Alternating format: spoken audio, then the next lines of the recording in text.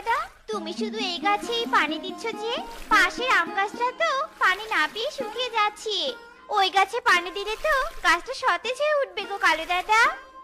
ওই শুকনো গাছে পানি দিয়ে কি করব? ওই গাছে তো কোনো আমের মুকুল ধরেনি।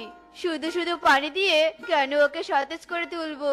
আর এই গাছে আমের অনেক মুকুল ধরেছে, তাই এই গাছে বেশি করে পানি দিয়েছি। কারণ আম যখন বড় হবে তখন বাজারে বিক্রি করে টাকা পাবো, টাকা। বুঝেছিস টুনি? হ্যাঁ বুঝেছি, তুমি টাকার জন্য এই গাছে পানি দিচ্ছ। শোনো কালু দাদা, গাছ ফল ছাড়াও আমাদের অনেক কাজে লাগে। গাছের নিচে বিশ্রাম করতে পারি, গাছের কাঠ দিয়ে ঘরবাড়ি বানানো যায়, আর তাছাড়া একটা জীবন বাঁচানো মহৎ গুণ। টুনি, আমাকে এত জ্ঞান দিতে আসিস না তো। আমি নিজের স্বার্থ ছাড়া কোনো কাজ করি না।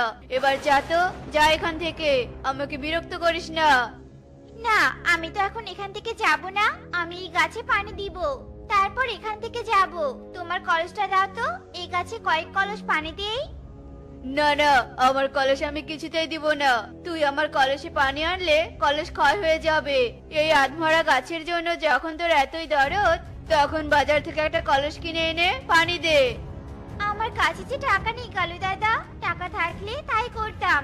তুমি কলস না দিলে আমি অন্য কারো কাছ থেকে কলস এনে পানি দিয়ে এই গাছকে সতেজ করে তুলবো।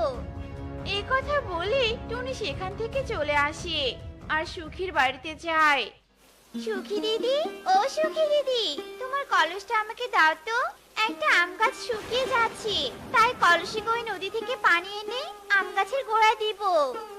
তা তো বুঝলাম টুনি, কিন্তু আমার কলসটা যে ভেঙে গেছে, নয়তো আমি তোমাকে কলসটা দিতাম। বিশ্বাস না হলে ঘরে এসে দেখে যাও। না না সুখী দিদি, দেখতে হবে না। আমি জানি তুমি কখনো মিথ্যে কথা বলো না। ঠিক আছে দিদি, তাহলে আমি আসি, দেখি আর কোনো ব্যবস্থা করতে পারি কি না।